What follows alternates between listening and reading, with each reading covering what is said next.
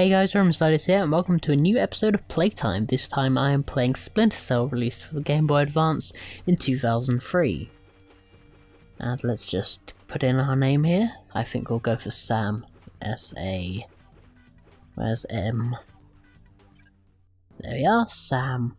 And we'll skip the training and go straight into the first level. And this is of course a portable version of the very first Splinter Cell, Tom Clancy's Splinter Cell as it was known, originally released on the Xbox in late 2002, and then ported to the GameCube and PlayStation 2 in early 2003. Now of course, it doesn't take a genius to realise that the GBA can't really compete with those other platforms in terms of its processing power, and so it requires for the game to be translated in a very different way. And you'll find a lot of the trend for games that were ported over to the GBA were turned into platformers, as that was the best structure for games. And you may think that may be kind of a bit strange to have a stealth game made into a 2D side-scroller, particularly as Splinter Cell was primarily designed in a 3D rendered world, giving you freedom of movement to plan your attacks while hiding in the shadows and trying to sneak past enemies. So on initial thought, it may be kind of odd to think that it could translate well to a platformer, but it really does. I think Ubisoft did a really great job here. Let's get past here. Bit of drama there. But no, Ubisoft did a great job of trying to recapture the magic and translating it in such a way. I also really like how Sam animates. It seems they've gone for a digitized sprite look that was popularized in the 90s, particularly in fighting games. And it really works. It really gives the character model a lot of detail. You can really tell that it is Sam Fisher. And of course, there are some... Oh, there we go. We've just completed the first objective. Oh, what's Lambert got to say for us? Oh, no, there's another bit here. Okay. Now, as I was saying, even though it translates very well, there are of course some cutbacks and some compromises, of which there should be expected. For instance, the stealth elements are quite reduced. Oh, careful there. The stealth elements are vastly reduced, and you only have use of your pistol. You don't have any other weapons aside from those. But I think that gives it more challenge. Splinter Cell is not about trying to directly engage enemies. You don't really have the resources to do that. So it's all about avoiding enemies and silently taking them down. And you see, I only have 5 bullets in my pistol anyway, so... Oh dear. I'll have to be careful next time. Yeah, I only have 5 bullets in my pistol anyway, so I have to conserve them. And I first bought Splinter Cell for the PlayStation 2, back when it came out in 2003, and originally it was an Xbox exclusive, and I thought that's such a shame because it looked like such an amazing game from the trailers and the gameplay, so I was really happy when it came out on PlayStation 2. And of course, that version was quite a bit different from the Xbox version, which I got a few years later. Notably, the Xbox version was quite a bit harder, and the level designs were quite different as well. Just got hit by some fire there. I'll need to be careful there. So, and that was because the ported versions for the GameCube and the PlayStation 2 were... For the PlayStation 2, let's get some more health, were created by a different team, a branch of Ubisoft. Well, let's match up the puzzle here. And last bit, there we go. And that is another objective complete. But I've been a big, long-time fan of the Splinter Cell series. I've bought every game in the series.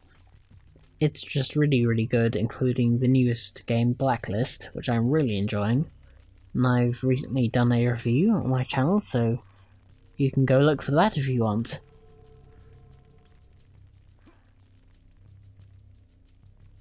I really hope Michael Ironside comes back as Sam Fisher to voice him. Hold on, I think I'm gonna have to jump here. Oh, careful.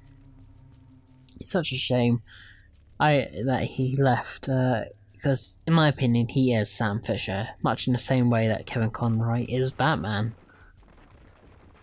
There we go. I think we should be approaching our first guard soon.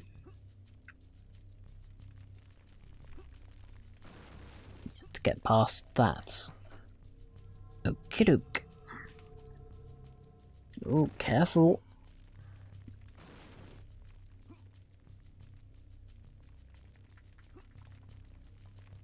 And it can be quite tense.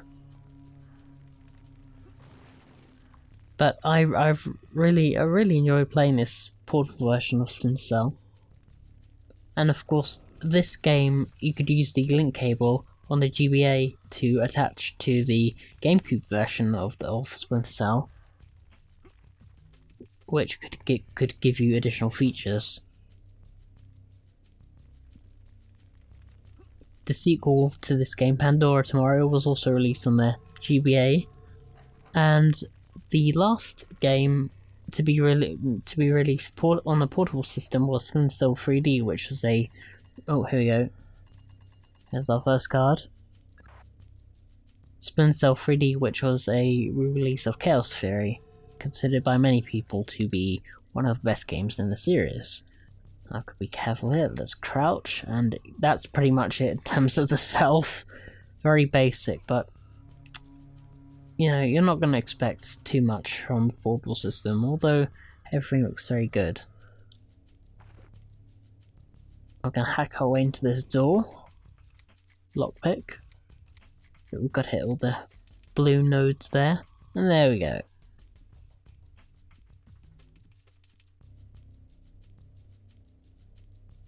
The noise meter has appeared, so we have to be very careful.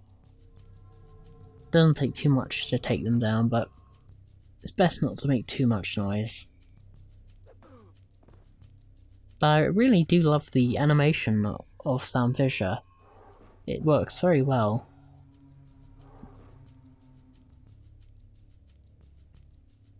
There's our next guy, and wham!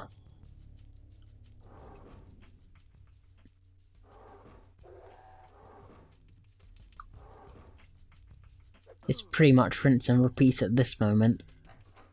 Go through the door. Oh. There are some moments that are a bit unrealistic when you're standing right behind a guard and he doesn't notice you. Pick up some more ammo and get some more health. It does seem it's a bit unrealistic sometimes, the stealth aspects, but I think a suspension of disbelief is required at certain moments. Ooh, careful. Oh, he should have heard that, but luckily for me, he didn't. Down he goes. I like the comical Zeds that show that they're off to the land of Nod. There you go.